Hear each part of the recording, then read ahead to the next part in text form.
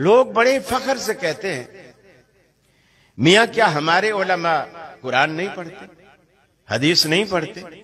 हमारे उलमा में, मदारिस में ये चीजें नहीं पढ़ाई जाती? तुम ही एक आ गए हो हक को समझने और जानने वाले, इतने बड़े बड़े उलमा। ये अक्सर एतराज होता है हमारा।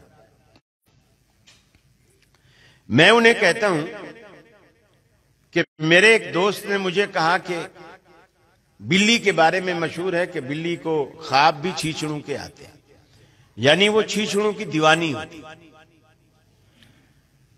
तो वो कहने लगा कि मेरे घर में बिल्ली है, मैं उसके सामने छीछड़े की प्लेट रखता हूं, वो उसको मुंह नहीं लगाता।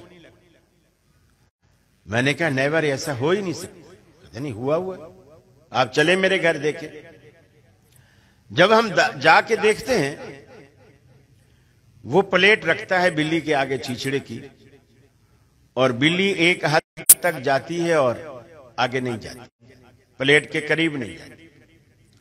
हम उसे गौर से देखते हैं, बिल्ली बंधी हुई है, रस्सी उसकी इतनी छोटी है कि वो प्लेट तक नहीं जा सकती।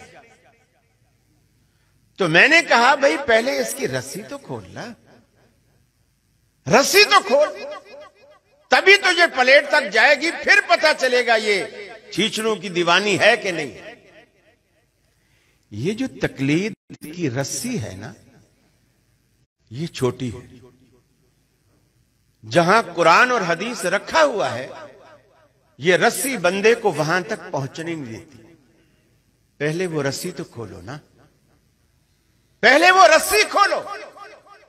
खुद मौलाना महमूदुल हसन बानिए देवबंद, वो तिरमिज़ी शरीफ में एक हदीस की शरह में बयान फरमाते हैं कि ये जो सौदा होता है ना, जिसे बै खयार कहते हैं, वो लिखते हैं कि अगर एक जगह बैठे बैठे मैंने तय किया जी ये बोतल जो है 20 रुपए की, ये 20 रुपए की, आप इसके खरीदार, मैं दुकानदार। आपने कहा डन, आपने मुझे 20 रुपए दे दिए, मैंने आपको बोतल दे दी, लेकिन आपने अभी तक ना इसे खोला, ना यहां से उठे, यहीं बैठे हुए।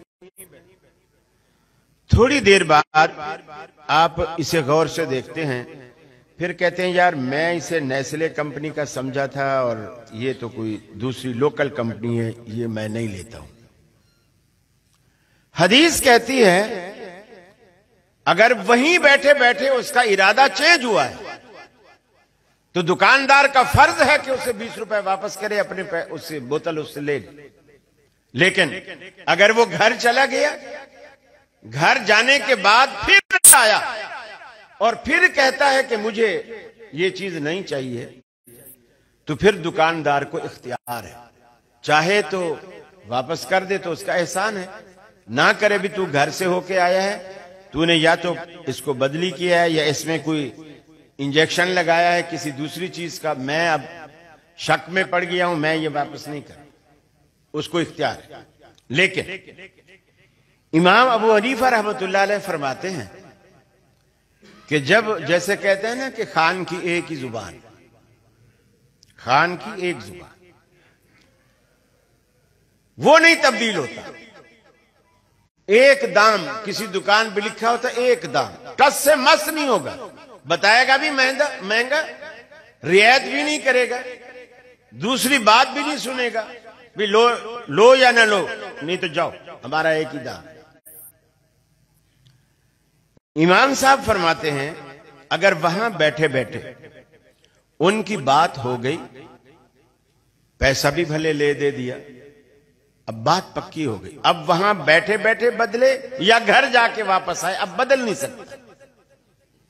हदीस कहती है वहां बैठे बैठे बदल सकता है, इमाम साहब कहते हैं नहीं बदल सकता।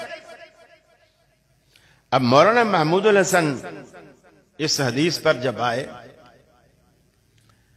तो वो फरमाते हैं अल हक वल इंसाफ अन्नत तरजीह अली शाफी।